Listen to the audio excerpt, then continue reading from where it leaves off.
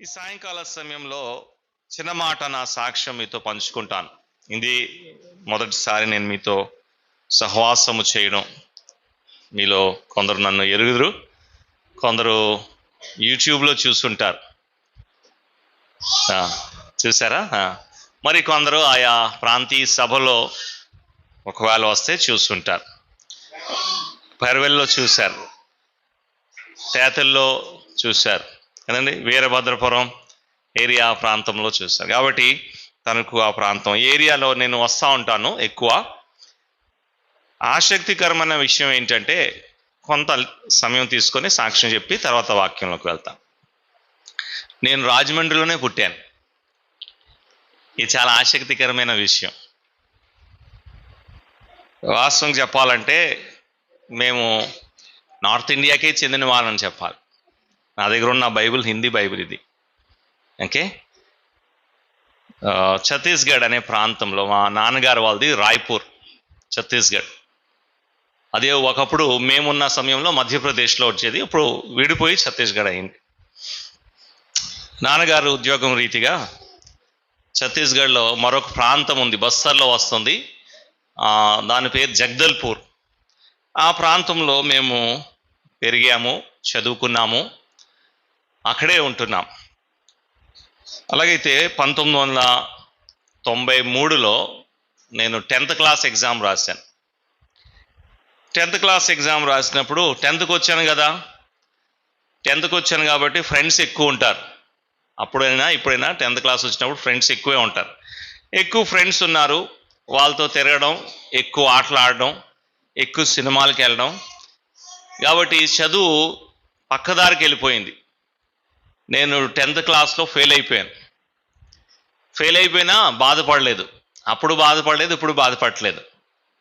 నేను మా పేరెంట్స్కి అన్నాను, మా అమ్మ నాన్న వాళ్ళతో అన్నాను, చదివింది ఇంకా నేను చాలు, నేను ఎక్కువ చదవలేను, ఇంకా మీరు ఏదైనా నాకు సహాయం చేస్తే చిన్న షాప్ నా ఫ్రెండ్స్తో కలిసి నేను పెడతాను. ఫ్రెండ్స్ అందరూ కూడా అటువంటి వారే కదా, వాళ్ళు ఫెయిల్ అయిపోయారు.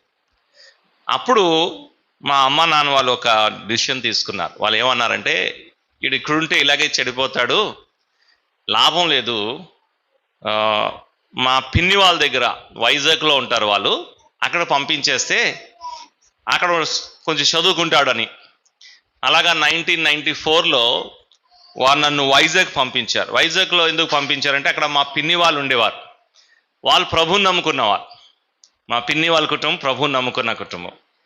క్రమంగా కుటుంబ ప్రార్థన చేస్తూ స్థానిక సంఘంలో సహవాసం చేస్తున్నవారు, శ్రీహరిపురం స్థానిక సంఘంలో. ఇప్పుడు నేను ఏ అసెంబ్లీకి అయితే చెందుతాను అక్కడ. సో వారి దగ్గరికి వెళ్ళినప్పుడు వారు నాకు చదువుటకు బైబిల్ ఇచ్చారు, ఇది దేవుని వాక్యం చదువు అన్నారు.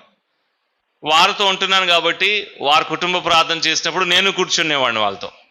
వాళ్ళ మందిరానికి వెళ్ళినప్పుడు నేను కూడా వాళ్ళతో కలిసి కోటానికి వెళ్ళేవాడిని. అలాగా ఒకరోజు దేవుని సువార్తను విన్నాను.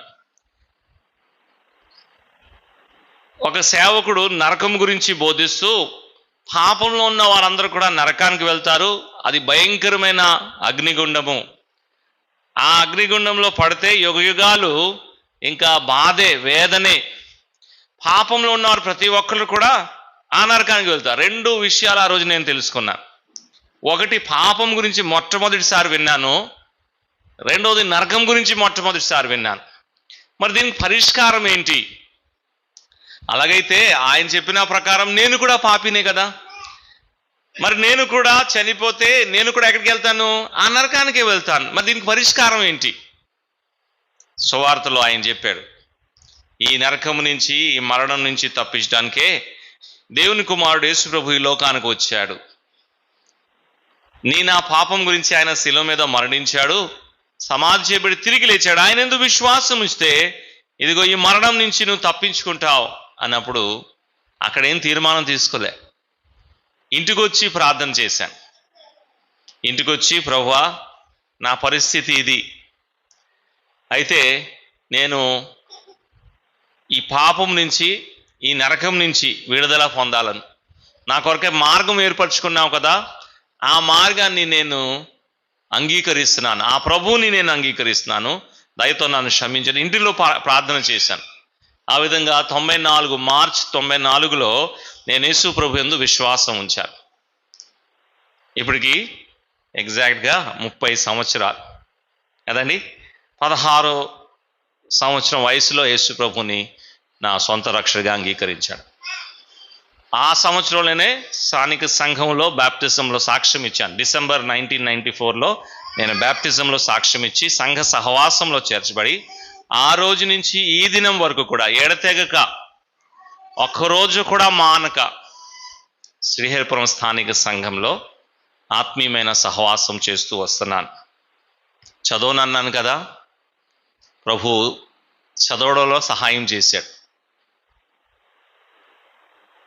నన్నే టీచర్గా చేశాడు. 21 సంవత్సరాలు టీచర్గా నేను పనిచేశాను వైజాగ్లో ఉన్న టాప్ మోస్ట్ స్కూల్లో.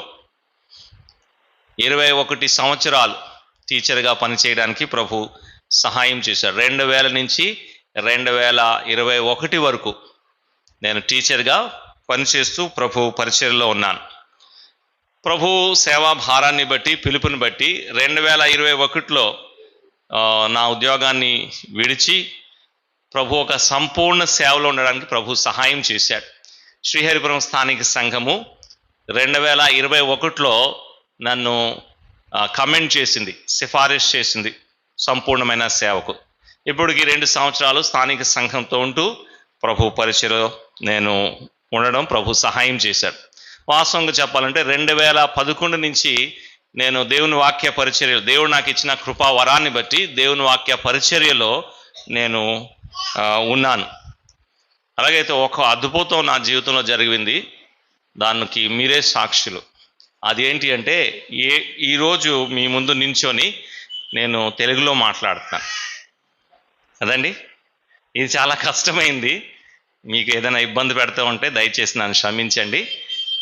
నేను జాన్లీ అన్నకి అదే చెప్తా ఉంటాను, అన్న చాలా సహాయం చేశాడు ఆ విషయంలో. ఇవాళ తెలుగు మాట్లాడుతుంటే ప్రభు కృప, రెండోది జాన్లీ అన్న ప్రోత్సాహం. అన్న మీది పుట్టుకతో వచ్చినది, నేను నేర్చుకున్నది అని చెప్తా ఉంటారు. అందుకే ఆ ఫ్లూయెన్సీ ఉండదు అని. ఆయన ప్రభు కృప వల్ల ప్రభు సహాయం చేశాడు. నా తర్వాత నా సహోదరుడు కూడా నా ద్వారా యేసు ప్రభు యందు విశ్వాసం ఉంచుటకు ప్రభు సహాయం చేశాడు. నా సాక్ష్యం ద్వారా మా నాన్నగారు కూడా యేసు ప్రభు యందు విశ్వాసం ఉంచుటకు, తద్వారా ప్రభునందు ఆయన నిద్రించారు, ప్రభు సహాయం చేశాడు. అక్క కూడా, మేము ముగ్గురము, అక్క, తర్వాత నేను, తర్వాత మా తమ్ముడు, మేమందరం కూడా నార్త్ ఇండియాలోనే సెటిల్ యాక్చువల్లీ. కానీ కేవలం నా కారణం, నన్ను బట్టే మా నాన్నగారు ఆయన రిటైర్మెంట్ అయిపోయిన తర్వాత వైజాగ్లో ఇల్లు తీసుకొని వైజాగ్లో ఉంటున్నాం. మిగతా మా వాళ్ళందరూ కూడా ఛత్తీస్గఢ్లో, తర్వాత మహారాష్ట్రలో, ఇతర ప్రాంతాల్లో ఉన్నారు. తమ్ముడు కూడా చక్కగా ప్రభువులో విశ్వాసంలో చక్కగా ఎదుగుతున్నాడు. తన పూణేలో ఉంటూ అక్కడ ఉన్న స్థానిక సంఘంతో కలిసి పరిచర్య చేస్తాడు. తను కూడా జాబ్ చేస్తూ ప్రభు పరిచర్యలో ఉన్నాడు. అక్క మా దగ్గరే ఉంటూ విశాఖపట్నంలోనే వాళ్ళు ఉంటున్నారు. శ్రీహరిపురం స్థానిక సంఘంలో వారు సహవాసం చేస్తారు. అయితే ప్రభు సహాయం చేశాడు. అంత మాత్రమే కాదు, నేను చదవనన్నాను కదా, 2012 నుంచి 2019 వరకు నేను నా సొంతంగా ఒక స్కూల్ని రన్ చేయడానికి ప్రభు సహాయం చేశాడు. ఆ స్కూల్ ఇప్పటికీ కూడా ఉంది. ప్రభు తన పిలుపుకి నన్ను పిలిచాడు కాబట్టి అది నేను కంప్లీట్గా వేరే వాళ్ళకి ఇచ్చేసి నేను దాంట్లో నుంచి బయటకు వచ్చాను. 2012 నుంచి 2019 వరకు నా సొంతంగా ఒక స్కూల్ని రన్ చేయడానికి ప్రభు సహాయం చేశాడు. ఈ విషయాలు ఎందుకు చెప్తున్నానంటే, ప్రభు మేలు చేసేవాడు, కానీ మేలు చేసేవాడని కాదు ప్రభు నమ్ముకునేది, ప్రభు రక్షకుడు కదండి. ఆ మాటని మనం పట్టుకుందాం. ప్రభు సహాయం చేస్తాడు.